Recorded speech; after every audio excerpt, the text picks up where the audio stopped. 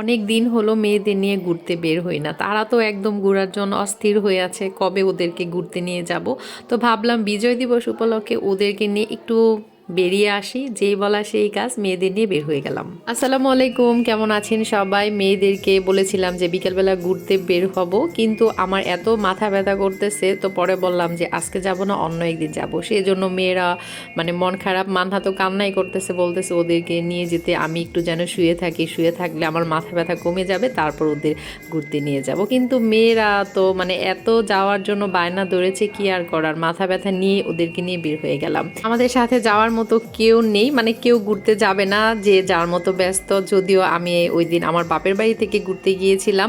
আমরা আজকে যাচ্ছি 300 ফিট নীলা মার্কেট। কেউ যদি নাও যায়, কি আর করার, মেয়েদের নিয়ে তো আমার যেতেই হবে, কারণ ওদেরকে বেশ কয়েকদিন হলো কোথাও নিয়ে যায় না। আর যেহেতু এখন তাদের ছুটি চলছে, সেজন্যই তারা মূলত একটু ঘুরতে বের হতে চেয়েছিল।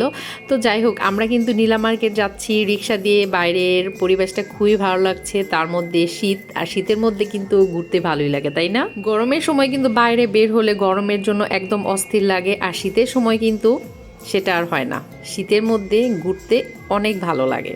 আর আমার মেয়েদের কথা কি বলবো, তারা তো ঘোরার জন্য অনেক পাগল। আমরা যেহেতু বিজয় দিবস উপলক্ষে বাইরে বের হয়েছি, আমাদের মতো এমন অনেকেই, তবে বাসায় থেকে বুঝতে পারিনি যে বাইরে এত মানুষ দেখতে পাবো।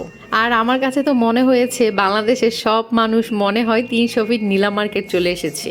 কারণ বাইরে রিক্সা, অটো, মোটরসাইকেল, গাড়ি কোনো কিছুর কম নেই, মানে সবাই শুধু ঘুরতে আসছে। তবে কোথাও যদি ঘুরতে যাই, সেখানে যদি মানুষ না থাকে, সেটাও কিন্তু আবার ভালো লাগে না। আর যেহেতু বিজয় দিবস, শুধু তো আমি ঘুরতে বের হয়েছি এমন নয়, সবার কাছে কিন্তু এই দিনটা অনেক বেশি আনন্দের, তাই না? আপনারা নিজের চোখেই দেখেন, এই যে এইখানে শুধু মোটর সাইকেল, এখানে মনে হয় মোটর সাইকেলের কোনো রেস টেস হবে। আচ্ছা যাই হোক, এরকম কিন্তু প্রতিটা চত্বরে চত্বরেই মানুষ। তো আমরা কিন্তু নীলা মার্কেটের কাছাকাছি চলে আসছি, আমাদের গাড়ি মানে থামিয়েছে, তো বললাম যে এখানে একটু দাঁড়াই, তারপর একটু অন্য জায়গায় যাব। এটা হলো মূলত নীলা মার্কেটের সামনে যেই গুল চত্বরটা, সেটা। তারপর ভিতরে নীলা মার্কেট। কিন্তু এখানে এসে দেখি এত মানুষ, মানে আমি তো পুরাই অবাক, মনে হয়েছে যে বাংলাদেশের সব মানুষ মনে হয় আজকে নীলা মার্কেট চলে আসছে। আমি কখনোই মানে এমন মানুষ নীলা মার্কেট দেখি নাই। আমি যদি জানতাম যে বাইরে এত মানুষ আর গাড়ি ঘোড়ার এত জ্যাম থাকবে, আমি তো কখনোই আজকে আসতাম না। কিন্তু আমি গাড়ি থেকে নামলাম, মাহিরা নামলো না, আমি মানহাকে নিয়ে একটু দাঁড়ালাম, বললাম যে একটু দেখি আর একটু ভিডিও করে নেই। আমার মতো পাগল মনে হয় সবাই, তবে আমি কিন্তু আমার মেয়েদের জন্য বাইরে আসতে বাধ্য হয়েছি। আপনারা কিন্তু দেখে বুঝতে পারছেন মানে এখানে মানুষের ভিড় কত বেশি। তারপর এখানে আর বেশি দেরি করিনি, আমরা একদম যে নীলা মার্কেট, মানে যেখানে ওই যে খাবার দাবারের দোকানপাট আছে, সেইখানে চলে যাচ্ছি। কারণ এখানে আসলে মেন রাস্তার কাছে দাঁড়ানোটাও একটু রিস্ক, কারণ এখানে অনেক বেশি অ্যাক্সিডেন্ট, মানে অনেক সমস্যা হয়। তো এই যে দেখেন, আমরা কিন্তু ওই যে নীলা মার্কেটে যে মেন জায়গা দোকানপাট, সেখানে কিন্তু চলে আসছি। কিন্তু সামনে এত জ্যামের কারণে গাড়ি চলছেই না। কিন্তু আমরা যখন বাসায় ফিরবো, মানে বাসায় ফেরার পথে আমরা জ্যামে অনেক সময় বসে থেকেছিলাম। মানে ওই যে গোল চত্বরটা একটু আগে যে আপনাদেরকে দেখালাম, সেখানে যে এত জ্যামে পড়তে হবে সেটা কল্পনাও করি নাই। এখন তো জ্যামের পরিমাণ কম, কিন্তু আসার সময় মানে আমরা বাসায় আসতে আসতে রাত হয়ে গিয়েছিল, সন্ধ্যাবেলায় মানে প্রচণ্ড জ্যাম ছিল।